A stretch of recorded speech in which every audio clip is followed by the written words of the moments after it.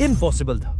अब तक मुसलमान किसी जंग के लिए तो नहीं आए थे, लेकिन मक्का वालों की इस हरकत के बाद आप सल्लल्लाहु अलैहि वसल्लम ने अपनी स्ट्रेटेजी बदल दी और मुसलमानों से एक दरख्त के नीचे बैत लेना शुरू की कि हम अपने खून के आखिरी कतरे तक हजरत उस्मान के बदले के लिए मक्का वालों से लड़ेंगे।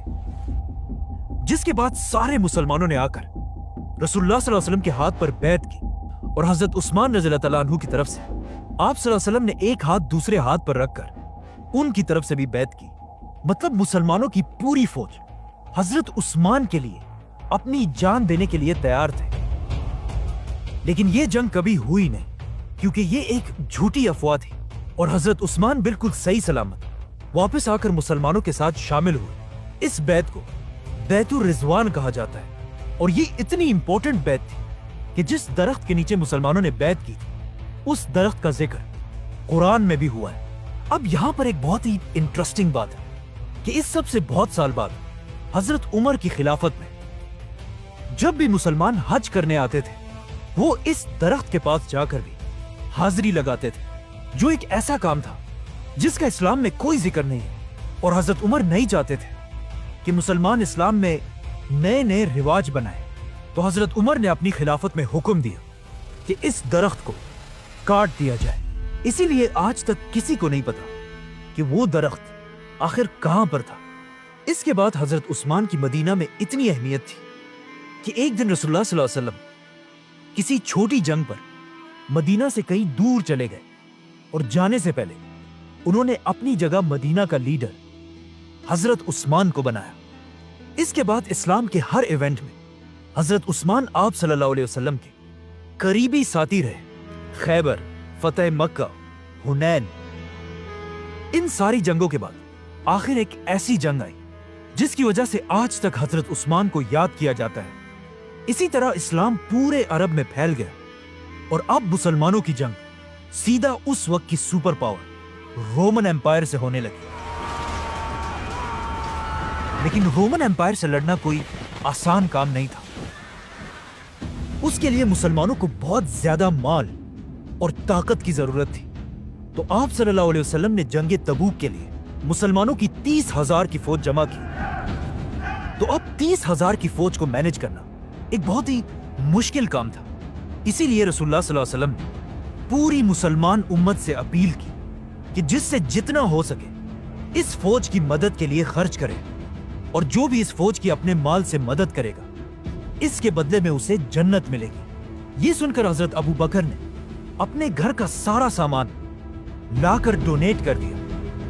हजरत उमर ने अपने घर का आधा सामान, मुसलमान औरतों ने अपने जेवर, और इवन एक गरीब साहबी ऐसे भी थे जिन्होंने कुछ खजूर लाकर आप सल्लल्लाहु अलैहि वसल्लम के सामने पेश किया, जिससे ऑफ कोर्स मुसलमानों की फौज को फायदा तो हुआ।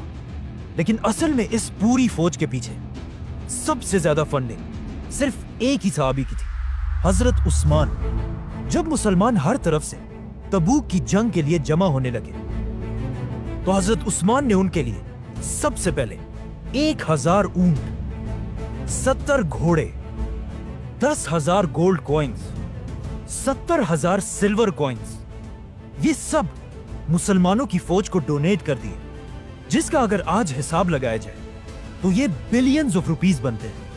रसूलुल्लाह सल्लल्लाहु अलैहि वसल्लम ने इन सिक्कों को अपने हाथ में पकड़कर कहा, आज के बाद उस्मान जो भी करे उसे कोई नुकसान नहीं होगा।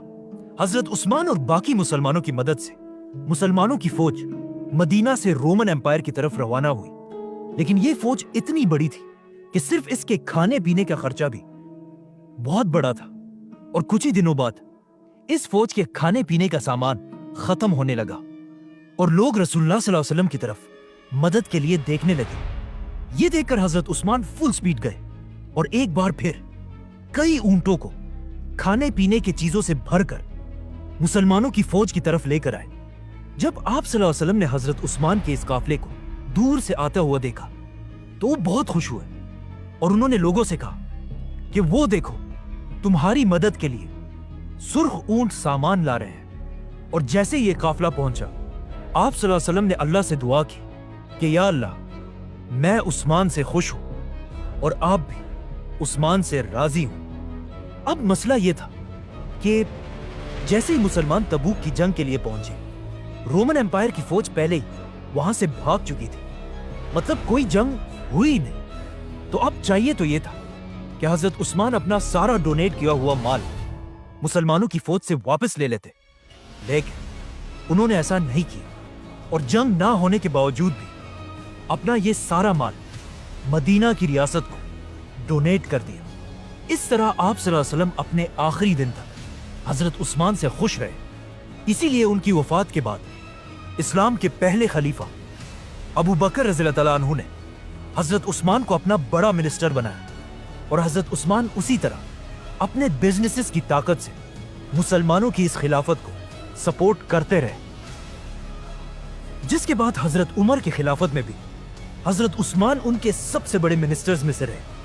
لیکن جیسے ہی حضرت عمر کی شہادت کے بعد حضرت عثمان مسلمانوں کے خلیفہ بنے، رومن اور پرشین امپائر کے بادشاہوں کو سمجھ آ گئی کہ یہی ٹائم ہے مسلمانوں کی اس خلافت کو ختم کرنے کا، اور انہوں نے مسلمانوں کی اس خلافت پر ہر طرف سے حملہ کر دیا۔ تو اب حضرت عثمان نے یہ پروف کرنا تھا کہ وہ حضرت عمر کی اس اتنی بڑی خلافت کو ڈیفینڈ کر سکتے ہیں یا نہیں۔ سبسکرائب